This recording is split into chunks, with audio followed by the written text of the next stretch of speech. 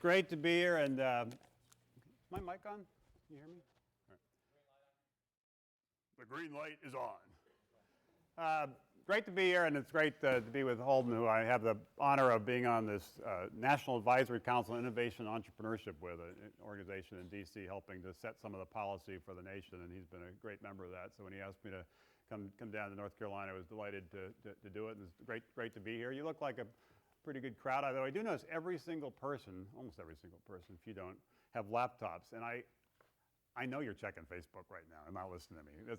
Let's be honest about it. But I also am going to take a picture of you here, and then I'm going to tweet it and get some promotion here for the UNC entrepreneurship efforts. Everybody kind of look good. All right, you ready for this?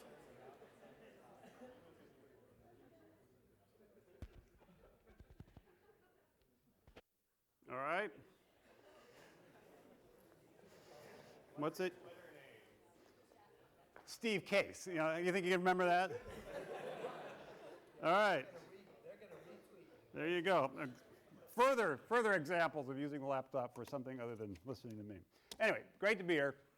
I wanted to talk about a few different things and then leave some time for questions, because I find in these things generally what's on your mind is probably more interesting to you and maybe to me than what's on my mind. But I want to talk a little bit about entrepreneurship, why it's so important for our nation. I want to tell you a little bit about my story, how I got involved in entrepreneurship, and kind of the story of AOL and the growth of the internet as a medium, and then more recently a little bit on Revolution. Give you some takeaways, some of the lessons I've learned so far from my kind of entrepreneurial journey. Talk briefly about some themes of some things I think are interesting trends and potentially big opportunities for entrepreneurs in the next 25 years or so. And then end on a little bit on the policy issue, ties in with this work we've been doing with Chancellor Thorpe, and why it's particularly important as a nation we focus on making sure we have the right policies in place to make sure we remain the world's most entrepreneurial nation, which is where I want to begin. I think it's worth taking a step back and remembering that the United States was once a startup. 200 and however many years ago, a bunch of people said, we think there's a better idea, a better way, sailed across the ocean basically to take the risk of starting something new. It just happened to be a country. And that country at the time struggled for a little while, like many startups do struggle, but eventually started to get some traction. And now, a couple centuries later, we're the leading economy in the world, and some would even say the United States is the leader of the free world. And so how did that happen? And was it just sort of an accident, or was something going on? And my contention is something was going on. And that something was the pioneering spirit that those folks who braved those scary oceans had, kind of led into a willingness to think out of the box and take risks and be kind of opportunistic, focus on the future, not the past, play offense, not defense. And that psyche, that way of thinking about things, led to a whole wave of innovations, entire industries. So the agriculture revolution over a century ago, the industrial revolution, media and finance revolution, more recently the technology revolution, including the internet. There's these successive waves of innovation where people, just normal people, had an idea of a better way, started a company to pursue that, and the collective efforts of a bunch of people starting a bunch of companies in a bunch of these sectors led the United States to actually be the leader as these new industries, these new sectors became major, important economic forces.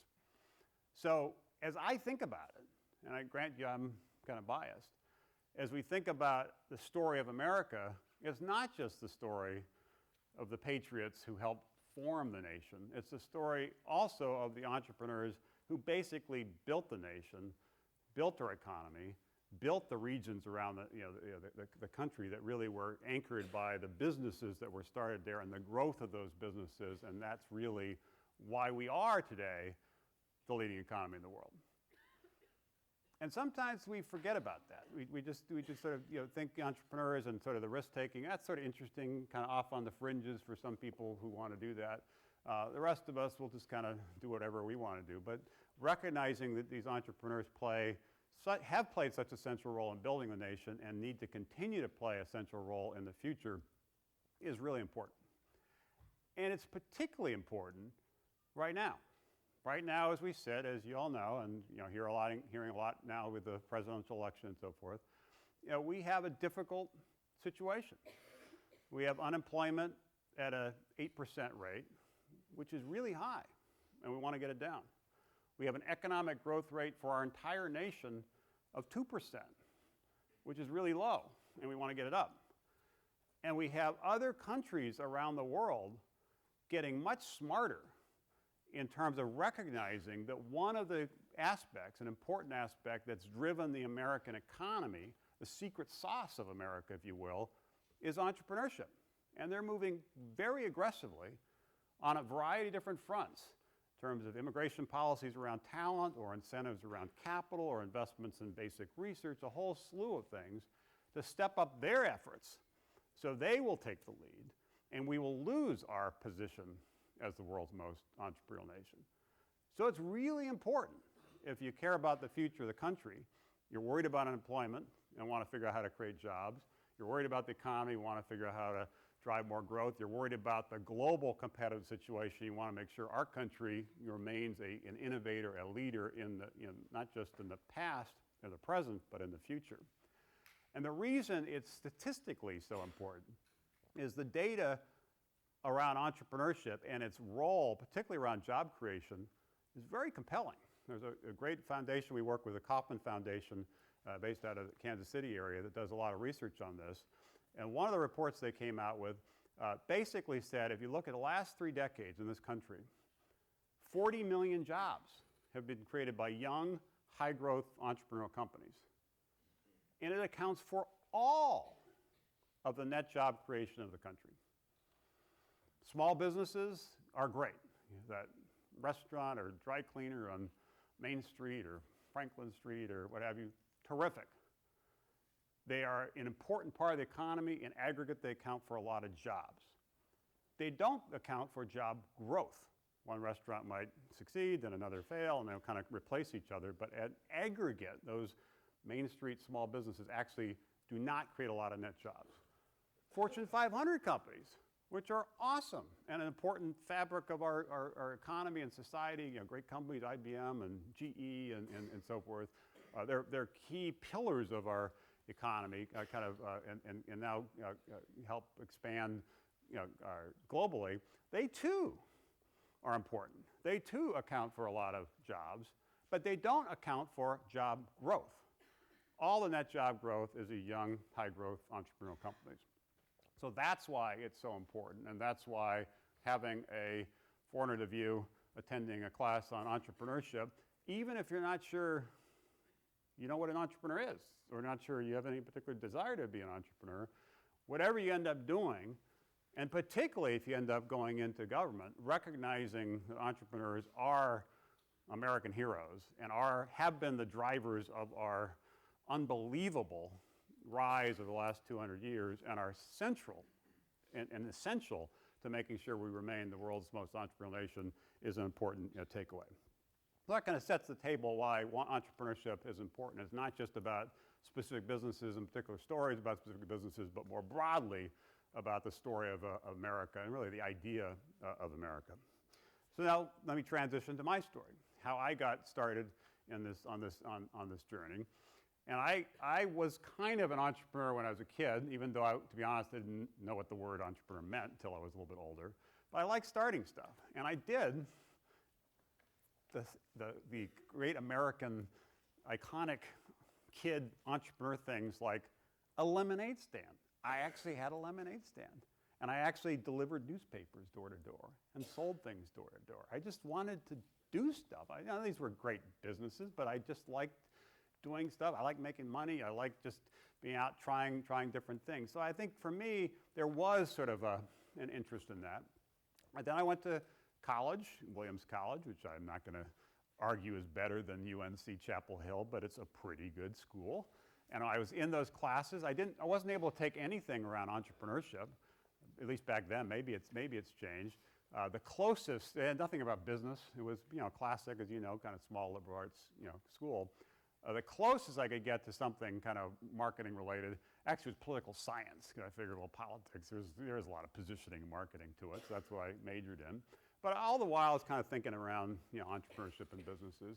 And when I was a senior in college, so this was late 1979, early 1980, so what is that, 32 years ago, 33 years ago, I read a book, and it wasn't part of the curriculum, it's just something I had heard about and read, by Alvin Toffler, called The Third Wave. And Alvin Toffler, some of you may know, is a futurist, he's still alive. Also wrote a book called Future Shock, that's probably the better known Toffler book, but The Third Wave is the one I read. And I remember reading that book like it was yesterday. And I remember particularly a few pages in it that I was completely captivated by. And basically Alvin Toffler was talking about a world that would be interactive. I know it's hard for you to think back to this because, it gets hard to think back because you weren't alive then, but it's also hard to imagine 30 plus years ago because you are so hyper-connected now. But at the time, nobody was connected. And so it really was a futurist writing about this world where someday people would have computers, someday people would be able to get information, someday people would be able to communicate with other people. He called it sort of an electronic cottage, kind of an electronic frontier. And even though at the time he was a futurist and there was no evidence in the present that consumers had any interest in it, I believed it was going to happen, and I believed it was going to be the next big thing, and I believed that was going to be something I wanted to focus my life on. But there was a little problem in 1980 when I graduated from college. Because this idea didn't yet exist, this industry didn't yet exist, there was no companies to go to when I graduated. There was no way to find a job in this industry because this industry didn't exist. It was an idea, not an industry. So I worked for a couple of years at Procter & Gamble, a good company, learned a lot about marketing, for about a year with PepsiCo. But all the while I was trying to figure out, how do I get into this? What's my angle? This is what I want to do. Somehow I need to figure out some way to get into this. So I was kind of by day working in these companies, and I enjoyed it and I learned a lot, but by night my mind was really more focused on this thing. Somehow I gotta do this thing, but I couldn't quite figure out a way to do it. In 1983, I stumbled onto a little company in suburban Virginia that was called GameLine. And I decided to basically move to the DC area to join this company. No particular desire to be in the DC area, but this company was there and I said, this is interesting. And the reason it was interesting is back in 1983, essentially nobody had PCs. The Apple II had just come on the scene, the IBM PC was just coming on the scene, but in the homes, virtually nobody had PCs, and even fewer had modems to connect to services. A lot of people had Atari game machines. You may have one of these in your closet somewhere. It's been a while since people used them. But they were quite ubiquitous. And so this little company had the idea of essentially creating it looked like a game cartridge that you'd plug into the Atari game machine, but actually was a communications modem that you could plug in and then interact and turn that game machine into essentially a two-way terminal. Initially, they download video games, almost like an in-home arcade. Instead of buying the game, you just click on this something and it downloads and you play the game. But over time, it could be stock quotes or encyclopedia or news or email or other sorts of things. So to me, finally, I found an angle, an entree into this world that I was so fixated on and joined this company. But, as I think you've probably already heard, I'm sure we'll hear more, the entrepreneurial journey, the entrepreneurial path is rarely a straight line. There are often bumps in the road and failures on that trajectory. And 2 months after I joined the company, basically 80% of the people got laid off. I remember going to a board meeting, which is the first time I think I attended a board meeting, and one of the venture capitalists, a storied venture capitalist from California, looked at the sales statistics for this product. It was right after the kind of Christmas holiday season, and said, you would have thought they would have shoplifted more than that. That's how few people bought this product. So this company suddenly was in free fall.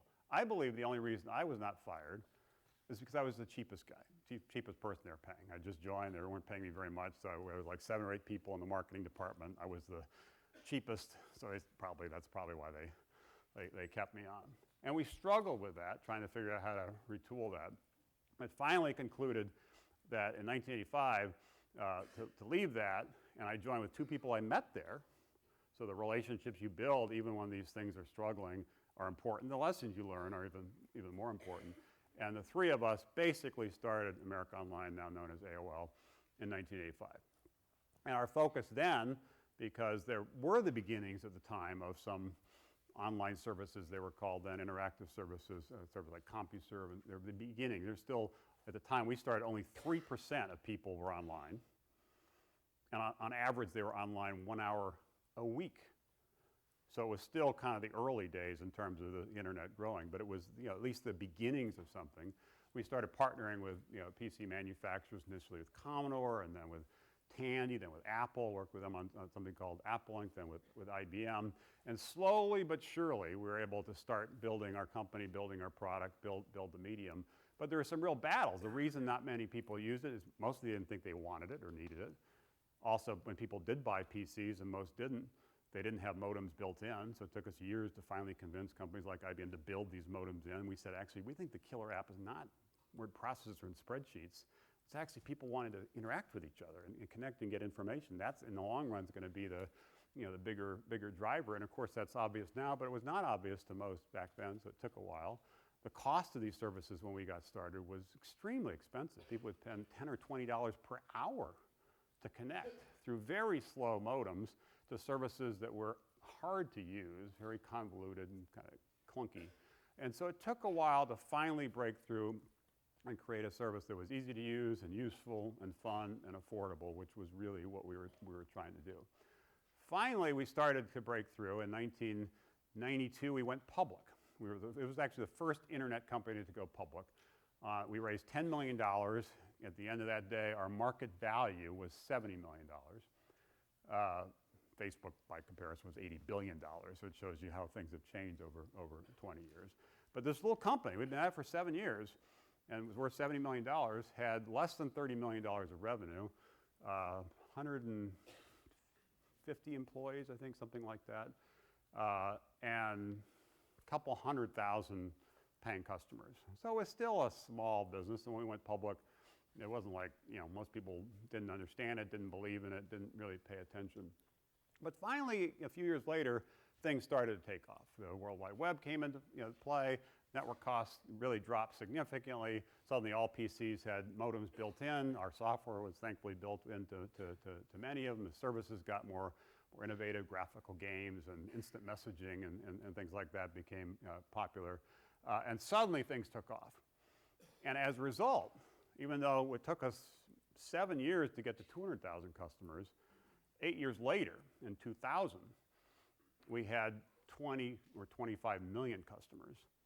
And that little company had gone in those 8 years from a $70 million value when we went public, 8 years later it was $150 billion, and gone from 150 or 200 employees to over 5,000 employees, and the peak about 10,000 employees. So it really was a case of kind of slow going for a while, some struggles, but finally things took off. And that's when we decided to merge our company with Time Warner, because we basically decided it was better to own 55%, which is what the deal was, of a company that had $40 billion of revenue and $10 billion of profit, as opposed to stay with our business, which at the time had, I think it was $5 billion of revenue and $1 billion of profit. So that's what we did. And I stepped aside as CEO as part of that deal. So the lesson for me in building AOL really came down to what I call the P's. I think one is the first P. I'm going to give you 5 P's. I usually give 3 P's, but I think this audience is ready for 5 P's, so I'm going to give you 5. The first is product. Whether it's AOL or Chipotle or Apple or Under Armour, you name it, you got to have a great product or service. You've got to have a better mousetrap. You've got to have something that people want and are willing to pay for, and you've got to have something that's better, indeed markedly better, than the alternative. If you don't, nobody cares. It's like a tree falling in the forest. And it's actually tougher now because the internet is so ubiquitous and the cost of starting companies is so much lower that you really have to figure out a way to break through and have that product be noticed and have it get viral support. It's certainly true in the internet, but it's true in many other businesses as well.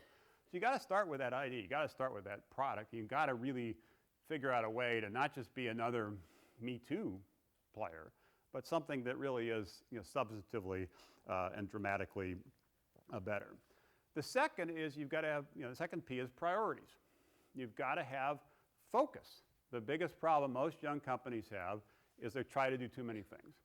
And it's better to narrowly focus on the one, maybe two, sometimes three things that really matter and nail those.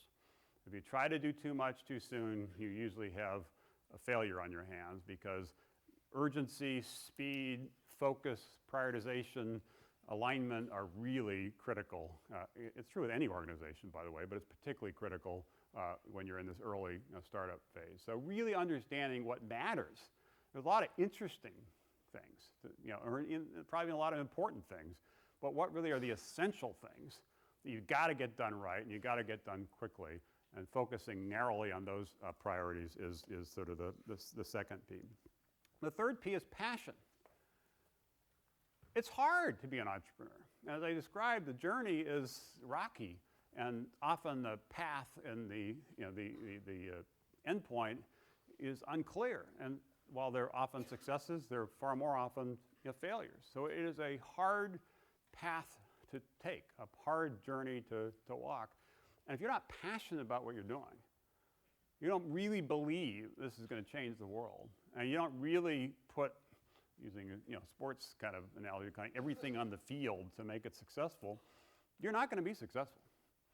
You just aren't.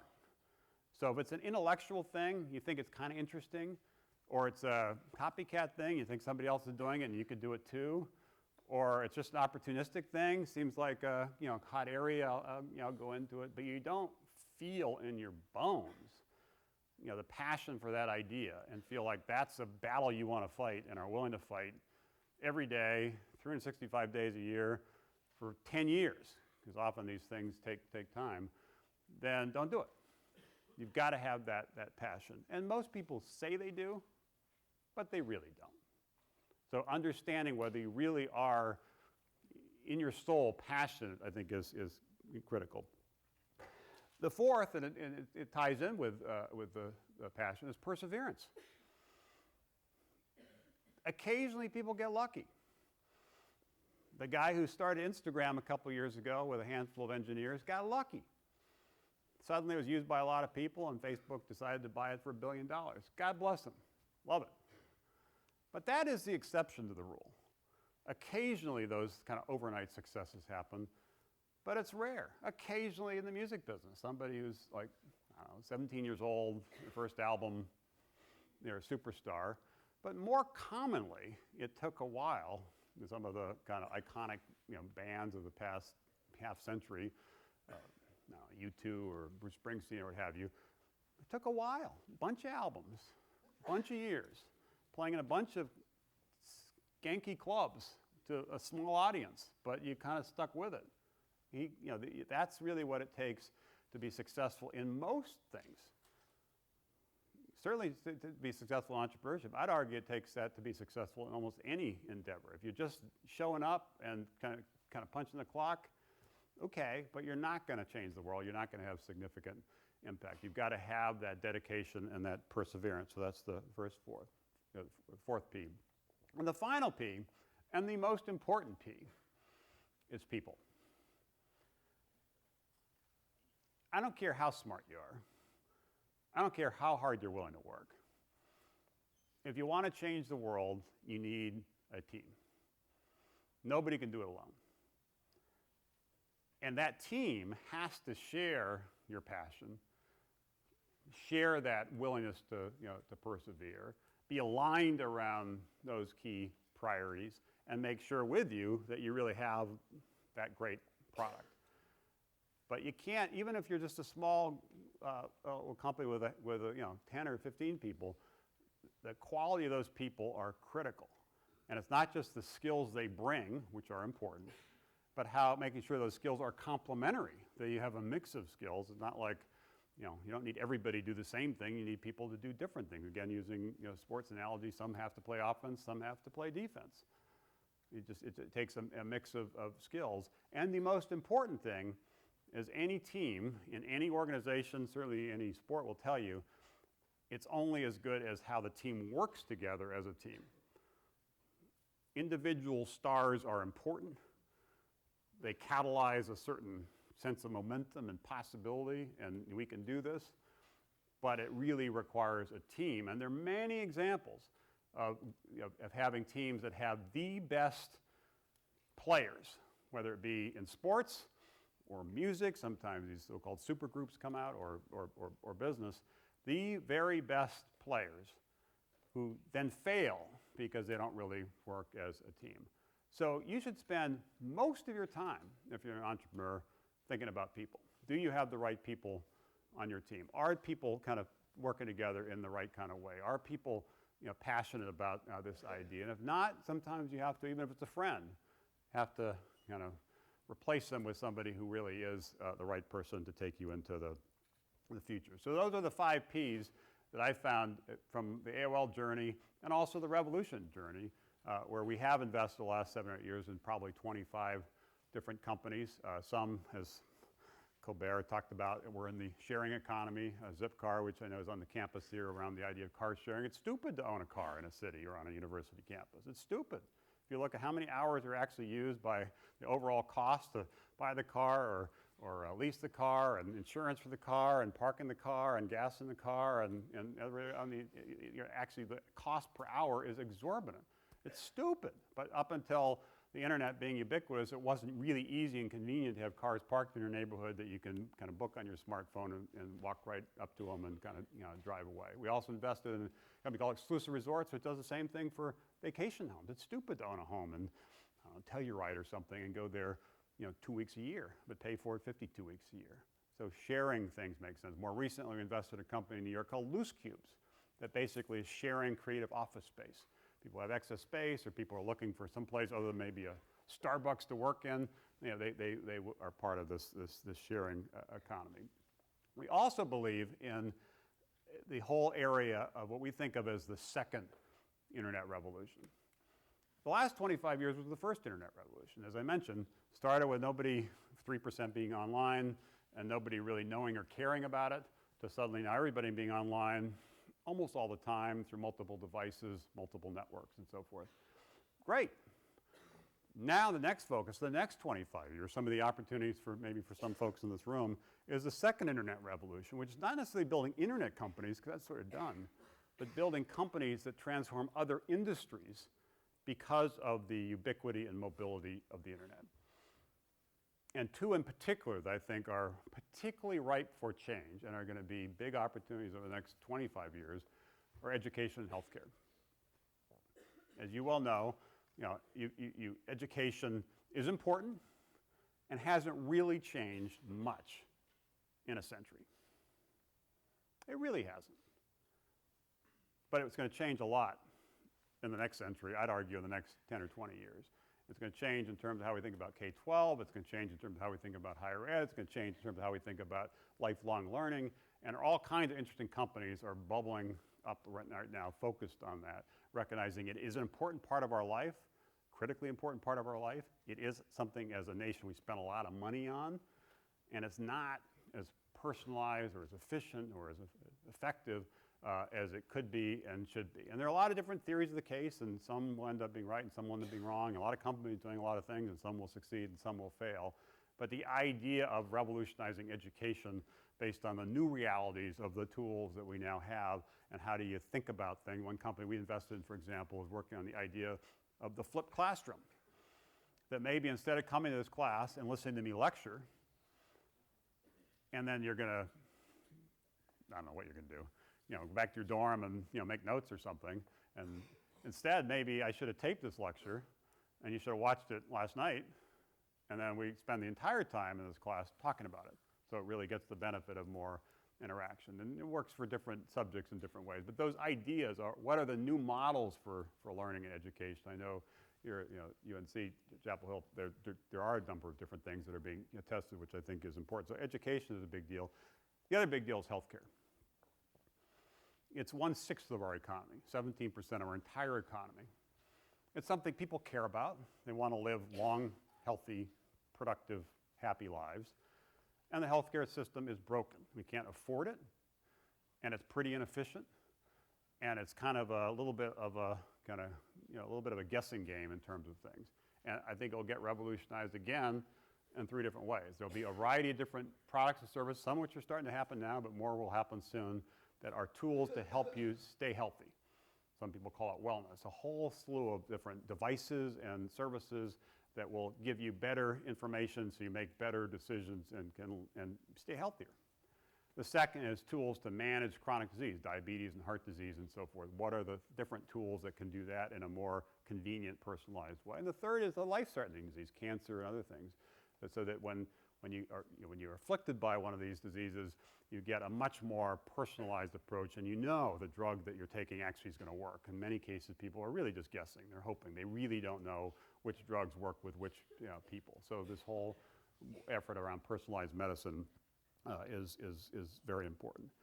So those are 2 areas. There are many other areas. I think next generation manufacturing is interesting. Energy is very interesting, not just the things people focus on, like natural gas, which is really taking off as a sector, but tools so people, consumers like all of us, can better manage their energy consumption and make smarter decisions. There are a variety of different things there. So there are a lot of opportunities in the second internet revolution. Next thing I want to touch on is what I call the rise of the rest. And this is really important to focus on because I think it's a trend that will develop over the next 10 or 20 years. And actually something that particularly can be helpful in regions like the triangle here. Right now, although we're as I mentioned at the beginning, the most entrepreneurial nation in the world, we are overly reliant on a few places, particularly Silicon Valley, and need to spread entrepreneurship more broadly across the country, spread talent more broadly across the country, spread capital more broadly across the country, so we have a more diversified entrepreneurial economy. And this is not in any way being critical of Silicon Valley. Silicon Valley is awesome, and the kind of things that happen there are awesome, and the entrepreneurs there are awesome, and the venture capitalists there are awesome. But it is true that most of the capital is focused on a few places like Silicon Valley, a little bit in the New York area, but for the most part, particularly in the middle of the country, great entrepreneurs with great ideas don't have access to the capital to get those things started and or to get those things scaled. And this rise of the rest, these regions developing, I think is going to be very important, an opportunity for all of you, but also an opportunity for the nation. And one of the reasons I spent a lot of time on these issues, including chairing an initiative called the Startup America Partnership. We had a breakfast at the Caroline Inn with some entrepreneurs this morning, spoke at the conference called CED yesterday, I think it was in Raleigh, is to really kind of get people focused on how do we develop these regions. And Startup America is launched now in 29 different regions, things like Startup North Carolina, Startup Tennessee, Startup Hawaii. How do you build a stronger entrepreneurial ecosystem in each of these markets? So I think it's a great opportunity. Right now, people who are entrepreneurs often feel like they have to go to Silicon Valley to play. They don't. Indeed, in Silicon Valley, the battle for talent there, for engineering talent particularly, is acute. The question is, can you allow people to stay where they want to stay or go where they want to go and still provide access to talent and capital so these other regions can flourish? And it's important to note that while great companies like Apple and now Facebook and Google and so forth are in Silicon Valley, there are many great companies in many other parts of the country. Under Armour, some you probably know, the athletic wear company, is in Baltimore. We backed a company called Revolution Money that American Express bought that was in Tampa. Living Social that we helped start, a social commerce company, is in downtown Washington, D.C. Groupon, their competitor, is in Chicago. Chipotle, which I'm sure you're familiar with, is in Denver. You don't have to be in Silicon Valley to start a high-growth entrepreneurial company. But right now, most of the capital, most of the tension is on Silicon Valley, and this trying to support the rise of the rest, I think, is important strategically for the nation, but also an important opportunity, I think, for all of you. And finally, I'll close and open up for questions on the policy issues. the bottom line is we're going to remain the world's most entrepreneurial nation. It's really going to require entrepreneurs to build great companies. That's the core. It has to be that passion. You've got to have a vibrant entrepreneurial sector, private sector, free market. That's where the action is. But there is a role for government to play. And that role is setting the context, sort of setting the table to make sure we have the right policies to be supportive of entrepreneurship. And I'm on President Obama's Jobs Council, which is a bipartisan council. It's actually headed by the CEO of General Electric, GE, Jeff Immelt, a Republican. Basically, he said, to his credit, let's bring together a bunch of folks from a bunch of different industries and look at ways we can create more jobs and ensure our competitiveness. And there are a bunch of different parts to it. The part I led related to entrepreneurship. And actually, just under a year ago, here in I think it was in Durham, we met with the president, this Jobs Council, and presented our roadmap for entrepreneurship. And to his credit, he grabbed a bunch of those things, and that led, with the support of Republican Majority Leader Eric Cantor, to the passage about 5 months ago of something called the Jobs Act, Jumpstarting Our Business Startups. And it's really important, and particularly important for entrepreneurship, because while there are a number of different components to it, the most interesting to me is something called crowdfunding. Basically, starting early next year, we'll be able to use the internet to raise money by getting a relatively large number of people to make relatively small investments. Right now, you can't. You can go on eBay and sell your company, 100% of your company, but you can't sell 1% of your company. You can go on Kickstarter and have a project come out and say, I have a documentary I want to produce, and if you'll give me $100, I'll send you 5 copies when it's done. You can fund a project, but you can't actually invest in the company, own shares of the company, have some of the upside in the company. The rules that were put in place basically require you to be an accredited investor to invest in a young startup, which means basically you're a millionaire. So you kind of have to be rich to be able to invest in these new companies. That law was passed in 1933, 79 years ago, and had not been updated. And so this Jobs Act that passed a few months ago and signed by the president only happened because of broad bipartisan support. Will create a new opportunity around crowdfunding. The SEC is now working on what they call the rulemaking to make sure it does help entrepreneurs get access to capital. It does democratize access to investing for individuals who want to invest, while also providing the right precautions to make sure there's not fraud and people aren't, ripped off and so forth. So it's still not fully in place, but it will be early next year. That's going to be particularly important for entrepreneurs in regions that are underserved by venture capital, including here, and in sectors of the economy that are underserved by capital, which are many of them. If you're a social media company in Silicon Valley, plenty of capital. But when you talk to entrepreneurs in this region and many other regions, including places many of you are probably from, getting access to capital is really hard, and crowdfunding will create an opportunity for thousands of companies to get started that otherwise wouldn't have got started in a variety of places around the country. And what you heard before, which is in order to start that company, you need to move to Silicon Valley, or a Silicon Valley venture capitalists, if they ever pay attention to you, and they usually don't because they're more focused in Silicon Valley. You say, well, invest, but only if you move to Silicon Valley. Hopefully that dynamic will diminish. So that's great. Republicans and Democrats in an election year came together to support entrepreneurs and kind of help make sure we are headed in the right direction. It's awesome. Congratulations to both sides. But there's still more work to do. And there's a second bill that was introduced a few months ago by 2 Republicans and 2 Democrat senators called Startup Act 2.0. And hopefully, once we get through the election, where things are kind of partisan right now, hopefully people will be able to focus on this come January and get it passed. And there are many aspects to it, but there's one that is the most important issue in terms of making sure we remain the world's most entrepreneurial nation, and that is making sure we win what is now a global battle for talent. Right now, we continue to do a great job of getting some of the best and brightest to come to our country to get great educations. Over half of the people that are getting PhDs and masters at Carnegie Mellon and MIT and these great places are from other nations. Once we give them those degrees, all too often we kick them out of the country, force them to go home, to take the skills we've given them to create companies there that compete with companies here. And why do we do that?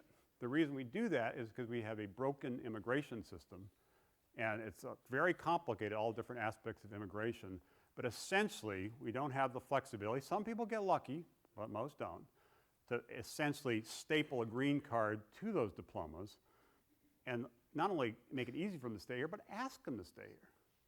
It's important. We've given you this great education. We'd like you to stay here and either join a company here or start a company here and kind of pay back what we've helped provide. Often we're subsidizing by having you stay here. Right now, many want to, but they can't because of this issue around immigration. And it is worth noting that immigration, as I think you all know, is very complicated. There are many aspects to it. It's very sensitive, very emotional. There's 11 million people here illegally. What do you do about them? That is a problem. We have to focus on that as a problem. But we shouldn't lose sight of the more urgent problem, which is making sure we win the battle of talent. How do we get what is 20 or 30,000 people who right now are leaving every year, who have these degrees, to stay here and start companies? Because 40% of Fortune 500 companies were started by first or second generation immigrants. 50% of successful technology companies in Silicon Valley were started by first or second generation immigrants. Ford Motor Company, Google, Yahoo. You can go down the list. There's a lot of great companies that wouldn't have been started if those folks weren't able to stay here. So winning this battle of talent is really important. So let me stop there. Hopefully a little sense of why entrepreneurship is important. And it's built our nation and we need to double down on entrepreneurship to continue to drive our nation forward. Hopefully you got a little sense of how I came to be an entrepreneur, and particularly the journey on starting AOL and trying to build the internet and make it part of everyday life, and how that's transitioned to investing in companies that are doing interesting things, whether it be the sharing economy or education or healthcare or what have you. What the 5 Ps I've been able to take away, at least so far, that I think are pretty important and likely transferable to most situations you might find yourself in. Some of the themes that I think if you are looking to do something in this space, whether it be the idea of the rise of the rest or the sharing economy or revolutionizing healthcare or revolutionizing education, some of the opportunities that exist now that are going to likely build in terms of momentum and possibility over the next 25 years or so. And also why it is so important that we work together to make sure there is recognition in Washington and in every state, but a lot of these issues like immigration only can get done in Washington, and that we all do what we can to support people coming together from both sides, Republicans and Democrats, and saying there are many things we disagree on, but on this issue of making sure we remain the most entrepreneurial nation, and this issue now on making sure we fix our high-skilled immigration system so we can win the global battle for talent, that's something we all need to do our part on. So with that, I will stop, and we got some questions behind us. Okay, what kind of companies are you and Revolution looking to invest in? Are you strictly interested in healthcare and education ventures? No, we are interested in healthcare and education ventures, but we're invested in a bunch of different things. We have a website, revolution.com, so you can look at that. One recent example is a company called Bench Prep that helps you in preparing for SATs and GREs. Another company we invested in recently is called Runkeeper. They basically are using devices like this Fitbit I wear, that people can track their steps and other kinds of different things. They've created what they call a health graph that allows everybody to aggregate that information. Living Social we backed, which some of you may be familiar with. It started probably about 5 years ago in Washington, D.C. with four folks. Now there's over 5,000 people, and they're really trying to create deals that people can experience with their friends, but also migrate that into other areas as well. I mentioned on the transportation side, a company like Zipcar. On the real estate side, Exclusive Resorts. We recently launched a new company there called the Portico Club, which is kind of a different version of that model. So we're more broadly investing. We also recently invested in a company called FedBid that's doing something interesting for the government. Basically, it's what's called a reverse auction that allows you to save money if you're a procurement buyer by getting a lot of people essentially to bid the price down. So you get more of a market dynamic. It's saving the government 12 to 15% on everything they buy. They're buying right now about $2.5 billion through this system, and I think that's going to take off. So there are a mix of different businesses that we're interested in, but we're also have a bias towards entrepreneurs that really are trying to take a big idea and take it to scale and take a kind of a long-term view. You told the Washington Post in 2005 that you'd undo the merger that occurred in 2001. What was happening during those 4 years? Well, what I really said was the idea of the merger made sense, but it only made sense if you ran the company as one company. Just as background for those who don't know, AOL was an independent company. Time Warner was essentially an aggregation of a bunch of companies over acquisition. One was Turner Broadcasting, owned CNN. One was Time Inc., owned a bunch of magazines. One was Warner Brothers Studios in the movie business. One was Warner Music. One was Time Warner Cable. They had a mix of different, HBO, a mix of different businesses that really were operated as independent businesses. The idea of the merger, because of what's happening with digital technology and what's called convergence, of operating all these together and combining Time Warner Cable's broadband access with AOL's digital expertise with the Warner Music content would enable us to drive things like digital music. That was the idea of the merger. We did not do those things because for a variety of kind of personal, political, territorial kind of reasons. As a result, a few years later, Apple did with the iPod, which really led to the rebirth of Apple. So after I left, I basically said, if the company's not going to be run as one company, really taking all the strength of the company and focusing on a particular opportunities, it would be better to break it up into separate companies, which eventually would be more flexible and nimble. And I thought the better way to create value was to integrate.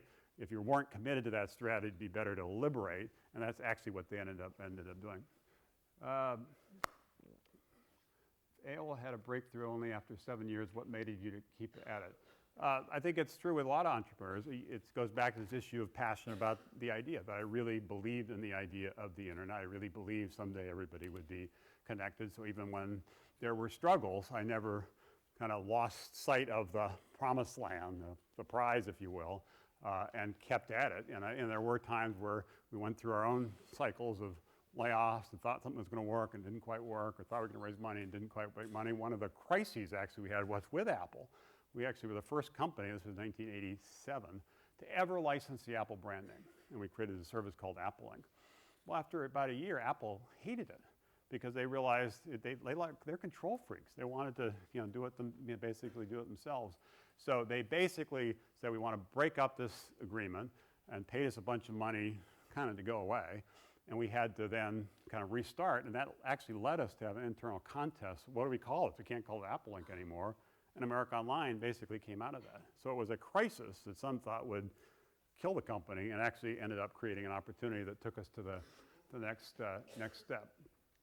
We keep learning about failure. Have you failed in anything that perhaps ultimately led to your success? I think that's a good example. I think most great successes are built on the back of several failures. It's not, as I said at the very beginning, a straight line. It tends to be a bumpy, circuitous, opportunistic path with lots of different shifts and pivots, and you just kind of have to keep at the big idea, but make some course corrections along the way. The airline industry is in serious trouble, stuck in a never-ending price war and always rising costs. What kind of internet revolution venture do you think can change all that? Well, I think the airline guys would say the reason they're struggling and unprofitable is because, in part, of the internet, which has created a much more efficient market where pricing is much more transparent and the ability to kind of play games is much more limited. And as a result, the margins in the airline business and the competition among these airlines has made it much more difficult to make money and much more difficult to invest. Now, there are some entrepreneurs like Richard Branson, a friend of mine, it's a company called Virgin, has done some interesting things in the space, trying to create a more convenient, better experience for people. And that's worked pretty well. So you can always innovate, but it's tougher to innovate in a business that has such pricing pressure. What else? Anything else there I have an answer? I think I've covered them. All right, I covered the one on the screen. Why don't we get some here and just tell me when I need to stop talking. Yes? Yeah, so I had asked a question that got pushed off the screen, but can you kind of elaborate how, since you have such a strong marketing background, how you got involved with something so computer science specific with AOL? The question relates, basically, I have more of a marketing background. How did I get involved in, or why did I get involved in something that was more technology oriented, obviously? Well, my perspective, and again, when I started AOL, I was 26, I think, was that this was going to change the world, and that I was going to figure out some way to do it. Initially, my role, as I think I said, initially this game line company, was marketing. I focused on how to position it, how to market it, and did business development deals to get AOL software bundled with modems and PCs and so forth. That was my initial focus. And then over time, as I got better, I think probably as a manager and as a leader, and other people started looking towards me more, I started playing a broader role and including on product design and a lot of other things. And actually, in retrospect, realized that the fact that I wasn't steeped in technology was helpful, because the industry at the time was mostly dominated by people who were very sophisticated around technology. And what they thought was easy, everybody else thought was hard. So I could look at it like a screen and say, that's too complicated. We need to make it simpler. And I used to say, drove my mom crazy, but I used to say, we need to make it easy enough for my mom to use. She was insulted by this. She said, you should say to your dad, I'm better at technology than you. But it made the point internally that we need to simplify this so it really is a mass market, mainstream, everybody can use it kind of thing. When we got started, it was, if you look at some of the screenshots from, 1985 and some of these other services, it's just complicated gibberish. So that perspective of somebody who didn't understand, who could understand what questions to ask about what's possible, how do you push the envelope on this, but had a bias towards how do we simplify this? We're trying to create a mass market, we're trying to create a new medium. We want everybody to get online. It has to therefore be really, really easy and really, really clear and really fun and really affordable. And the thing about kind of moving to unlimited pricing or having graphical screens or even the You've Got Mail voice were all things that basically were driven by the idea we're trying to make this something that everybody wanted to use, not just the people that were technically sophisticated would be comfortable using. Other questions? That's in the middle. Yeah.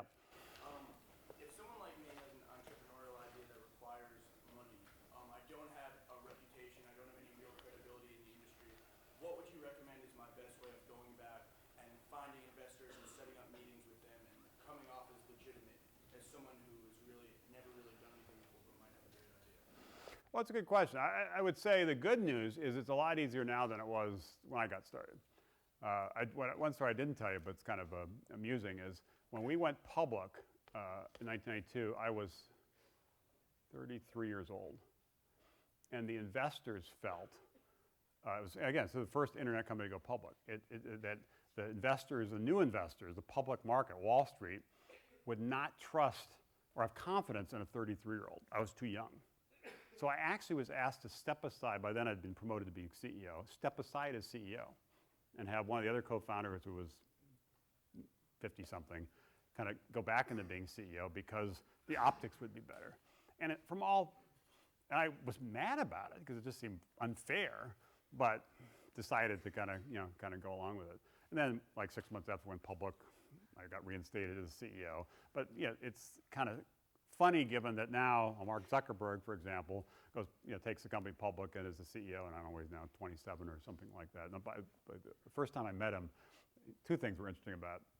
One was when I met him, I realized he wasn't even born when I got started in this industry, which helps kind of keep you humble. The second is first thing he said is he wanted to apologize because he learned how to program by hacking into the AOL system, the AOL Instant AIM system. So I think he just wanted to get that off his chest, which was kind of amusing. But going back to your question, I think the best way to do it is to surround yourself with, again, other people. Find people in this community or people you know who want to work together on you, because nobody's going to fund an idea that one person has. It needs to be a team. Figure out some way to prototype it and it's much cheaper now to do it than it used to be. So you have something that people can understand. Try to find a network with entrepreneurs in the area or former graduates of UNC or what have you who might help give you some guidance, and then try to raise a modest amount of kind of seed angel funding.